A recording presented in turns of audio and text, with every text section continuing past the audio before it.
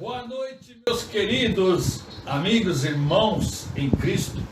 Hoje nós estamos mais uma vez aqui com a EBD para nós discutirmos aí o assunto, né?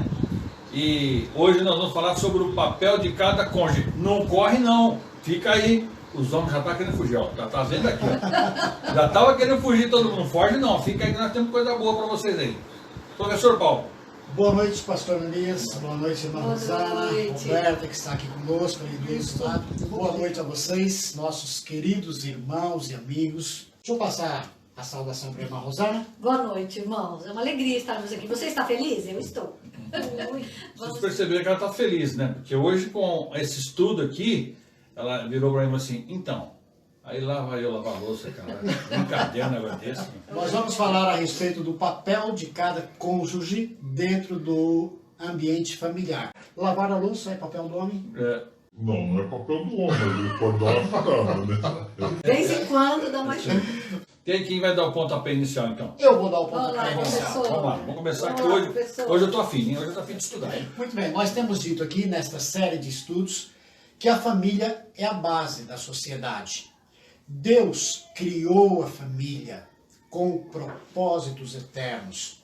Nós vimos na última aula da semana passada que Deus criou a família com um dos propósitos principais, se assim podemos dizer, que é cooperar com Ele, com o Senhor Deus, na busca da realização de sua vontade aqui no mundo.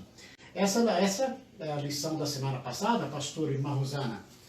Ela, para mim, pessoalmente, foi muito elucidativa, não é? Confesso que eu nunca tinha parado para pensar de fato nisto. Que eu, a Roberta e o Miguel, a nossa família, foi criada e foi unida para cooperar com os propósitos de Deus. Não é maravilhoso isso? Maravilhoso. Então A família nasceu no coração de Deus. não é verdade? A família nasceu no coração de Deus. Isso é muito importante. E na tarefa de hoje, na lição de hoje, nós vamos estar conversando então o que é que cada cônjuge, o marido e a esposa, devem fazer na contribuição com Deus, nos propósitos eternos dele. Então, a grande pergunta é: qual é o papel do homem na família e qual é o papel da mulher na família? Muitos problemas, né, no casamento, eles são causados pela falta de conhecimento do papel de cada cônjuge.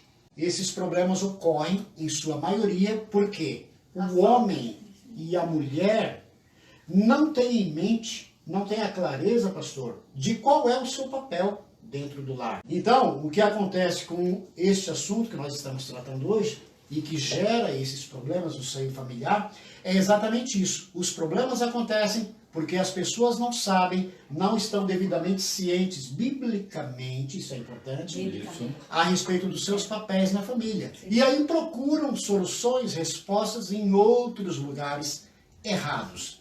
E por isso os problemas tendem a aumentar. Sim, com certeza. Bom, vamos entrar então no cerne da questão. Sim. Irmã Rosana, o homem e a mulher são duas criaturas muito diferentes. Com certeza. Não é verdade, pastor? E um completa o outro. Pronto. É exatamente Por onde eu ia isso, chegar. um nasceu para completar o outro. Existe um livro que diz: homens são de Marte e mulheres são de Vênus. Olha só, gente.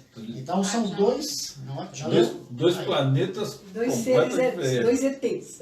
Dois seres completamente diferentes. O homem é mais duro, é mais seco, é mais razão. O homem é mais forte fisicamente. Não é assim? A mulher é mais amor, é mais carinho, é mais compreensão. E a irmã Rosana falou então a palavra-chave. Quando Deus criou a família, Deus os fez diferentes, não é? Mas Deus os fez em condições de se complementarem Sim. um ao outro. Foi a palavra que a nossa irmã bem usou. Eles se complementam um ao outro. Bom, nessa complementação, então, são importantes duas coisas. Primeira, nós já dissemos isso, que cada um saiba exatamente qual é o seu papel na família e que desenvolva esse papel. A Bíblia, pastor, é quase como um manual. A Bíblia tem basicamente um manual para o bom andamento da família. Nós vamos ver isso hoje. Tem. Né? É uma das curiosidades que nós temos com respeito à família, com respeito ao cônjuge, com respeito ao casal, é que dificilmente alguém escolhe uma personalidade igual a dele. Então, por exemplo, se uma pessoa é calma, é tranquila, ela vai escolher alguém que é mais elétrico e vice-versa. Então, é uma coisa natural que acontece com cada um de nós. Este momento onde se pretende formar uma família é muito importante para isso que o senhor acaba de dizer. Então ali a moça já vai observar os modos do rapaz, as suas ambições e vice-versa. Estou dizendo isso porque o ideal é que desde o princípio, quando se imagina a formação de uma família, tudo isso já seja colocado diante de Deus no altar do Senhor. Sim. E esse é o tal do problema que o pessoal dá o nome de incompatibilidade de gênero. Então, vamos dar o primeiro conselho a quem está nos ouvindo. Não se esqueçam disto.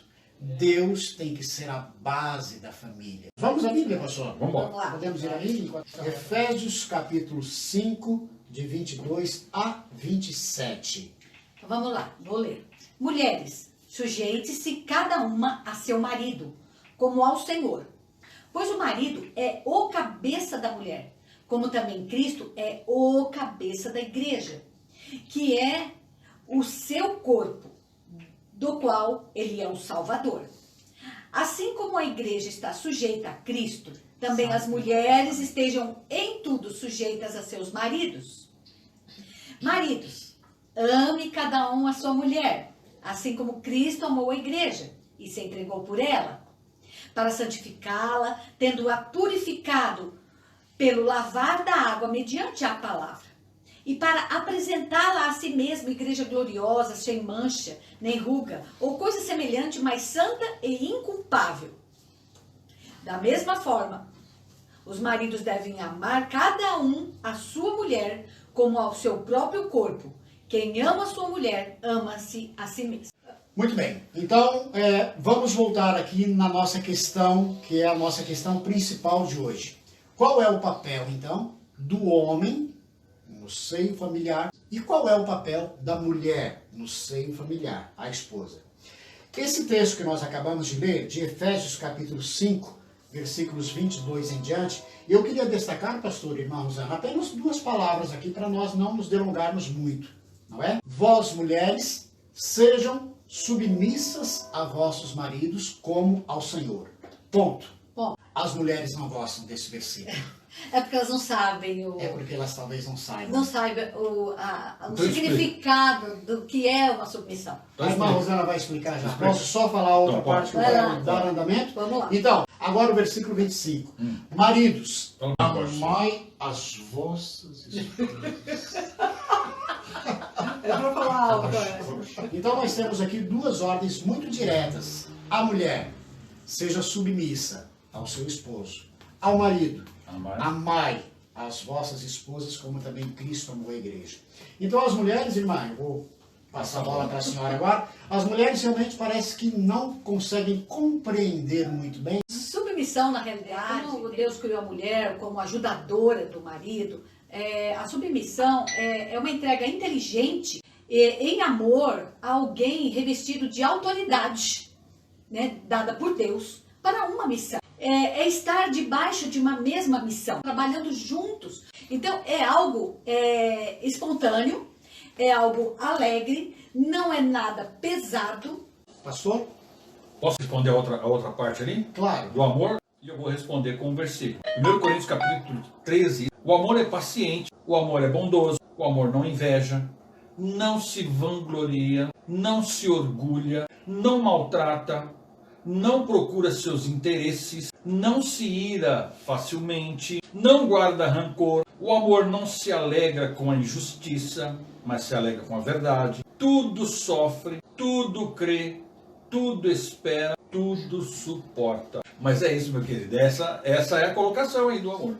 É verdade. Mas enquanto o senhor lia, eu fiquei pensando o seguinte, pastor. Eu tenho a impressão que a carga nossa é mais pesada do que a delas. Dá a impressão mesmo. Com certeza. Porque quando nós falamos, como bem explicou a irmã Rosana, parece-me que as mulheres, depois de compreenderem isso, têm um certo prazer nisso. Deve lhes dar um certo prazer e não aquele sentimento de inferioridade. E com relação ao homem, toda esta carga que o pastor Neemias leu em 1 Coríntios capítulo 13 e também descrita em Efésios capítulo 5, versículo 25, cabe ao marido amar a esposa. E aí alguém pode falar, não, mas amar é fácil. Mas veja a continuação, amar a esposa como Cristo amou a igreja e a si mesmo se entregou por ela. Significa que se for preciso, eu preciso me entregar pela minha família, pela minha esposa. É assim que deve se amar. E como é que Cristo amou a igreja? Não somente se entregando por ela, mas cuidando, orando, abençoando, procurando resolver os problemas, dando o acalento, dando o colo. É assim então que os homens devem amar a suas esposas, né? Muito bem, nós vamos falar a respeito hoje, vamos entrar na questão dos papéis do homem. Essa questão de amar a sua esposa como Cristo amou a igreja, e isso traz ao homem algumas questões muito práticas que nós vamos compartilhar com vocês. Significado e responsabilidade do cabeça. Ele deve buscar, com a ajuda da sua esposa, que a família se encaminhe para o propósito de Deus. Agora, eu vou ler alguns versículos bíblicos, eu vou pedir que a Roberta nos ajude lá na tela. 1 Coríntios capítulo 11, versículo 3. Mas quero que saibais que Cristo é o cabeça de todo homem, e o homem o cabeça da mulher, e Deus o cabeça de Cristo. Efésios capítulo 5, versículo 23. Pois o marido é o cabeça da mulher, como também Cristo é o cabeça da igreja, sendo ele próprio o salvador do corpo, que governe bem a sua própria casa, tendo seus filhos sob disciplina com todo respeito. Os diáconos sejam maridos de uma só mulher e governem bem seus filhos e suas próprias casas. Esse texto, irmã Rosana, ele está aqui na nossa lição, pastor, também. Eu relutei em colocá-lo no quadro por um motivo simples. Eu tenho alguns princípios de interpretação bíblica, não é? E eu procuro sempre ser fiel a esses princípios. Então, esses versículos, só para deixar bastante claro, ele diz respeito aos líderes da igreja. Então, só para que você, em casa, não ache que nós estejamos aqui enganados. Ah, não, mas esse versículo não é para o marido comum. Esse versículo vocês estão enganados. Ele vai falar a respeito dos diáconos e dos líderes da igreja. Sim. Então, de fato, Paulo escrevendo a Timóteo, que era o jovem pastor, Paulo dá a ele algumas orientações, dizendo para ele algumas das coisas que ele deveria ter cuidado com a sua própria casa. Bom, porém, esses mesmos princípios dados aos líderes da igreja, no caso Timóteo, eu acredito que eles também possam ser bem aproveitados para o assunto que nós estamos dizendo aqui. Até porque os líderes da igreja têm que ser o exemplo, né? Então, a ser seguido. Nós temos aqui então a primeira ordem, o primeiro conselho para os homens. O marido deve governar bem a sua própria casa e deve manter os seus filhos sob disciplina e respeito. Então, não percam a linha de pensamento. Cabe ao homem governar o seu próprio lar. Então, não é com a mão pesada que você vai conseguir, tá? É com sabedoria, com amor, pedindo à sua esposa, a sua ajudadora, que esteja junto com você. Ela vai lhe ajudar na missão.